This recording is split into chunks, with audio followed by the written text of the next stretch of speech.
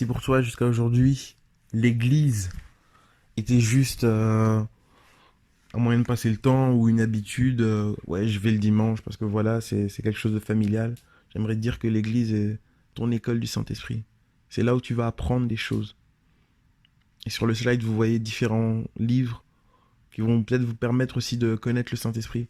Donc n'hésitez pas aussi à vous former. Ça fait partie aussi du combat de rechercher la connaissance. Rechercher la connaissance.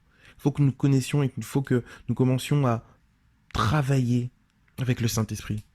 Si tu penses que l'Église euh, est faite juste pour répondre à tes besoins, tu te trompes. L'Église est là pour te forger ton caractère, pour te transformer, pour répondre à l'appel de Dieu tout simplement. Il y aura des choses qui vont te faire mal, il y aura des gens qui vont t'énerver.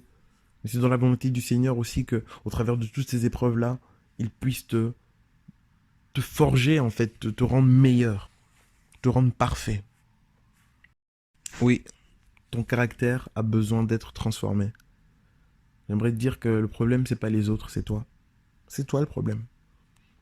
Et Dieu permet que cette personne-là te titille au niveau de ton caractère, etc., pour te montrer qu'il y a encore du travail, il y a encore de l'amour à poser dans ce domaine-là, il y a encore de la patience à mettre.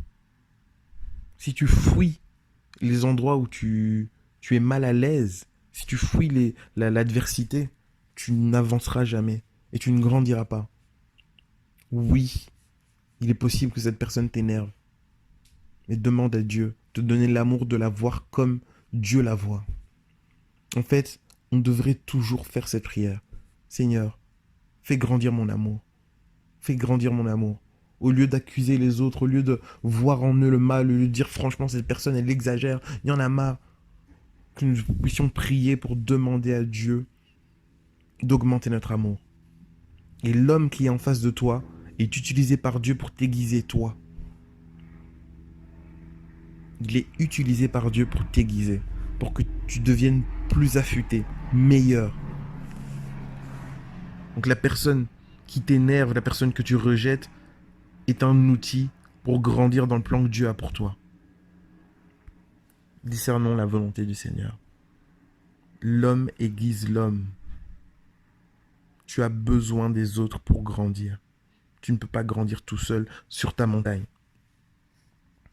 Oui, mon frère, c'est... Oui, ma sœur, peut-être que euh, tu estimes être quelqu'un d'important. Peut-être Dieu t'a rempli d'intelligence, t'a rempli de capacités et que dehors, peut-être au niveau du travail, etc., tu as déjà un poste où des personnes t'appellent monsieur, madame, mais tu as besoin d'apprendre la soumission. Et Dieu permet l'Église pour t'apprendre la soumission. Tu as besoin de te soumettre en fait.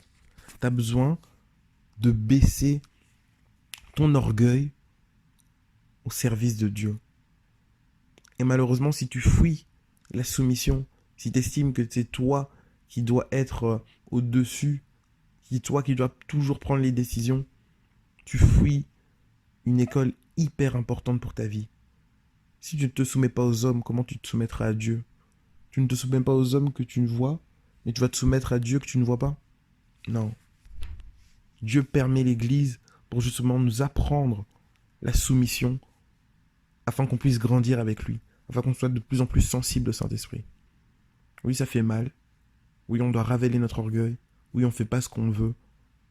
Mais ce qui est sûr, c'est que dans l'humilité, Dieu nous élève, nous permet de progresser et d'avancer. Tu dois apprendre la soumission. Il y a une bénédiction incroyable dans l'Église et les différents ministères, les différentes organisations qui sont là, réunis, te permettront de développer tes dons, découvrir ton talent, en fait. Et surtout, ne t'empêche pas d'être justement dans des environnements où le Seigneur déverse sa bénédiction. Parce que le Seigneur déverse sa bénédiction dans l'assemblée, en fait, au milieu des saints.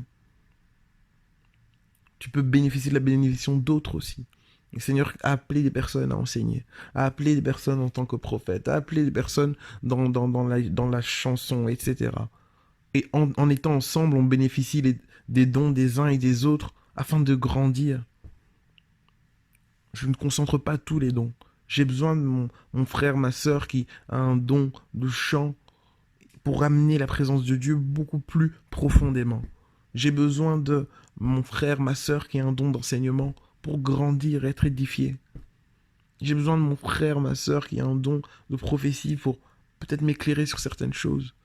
J'ai besoin d'eux, j'ai besoin de l'autre en fait.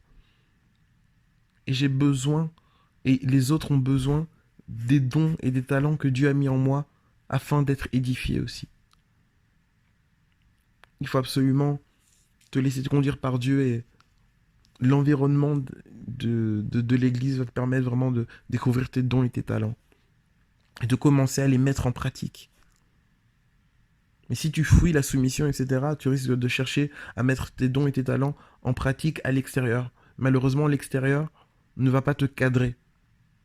Et tu risques de monter très haut et de descendre très vite. Accepte la soumission.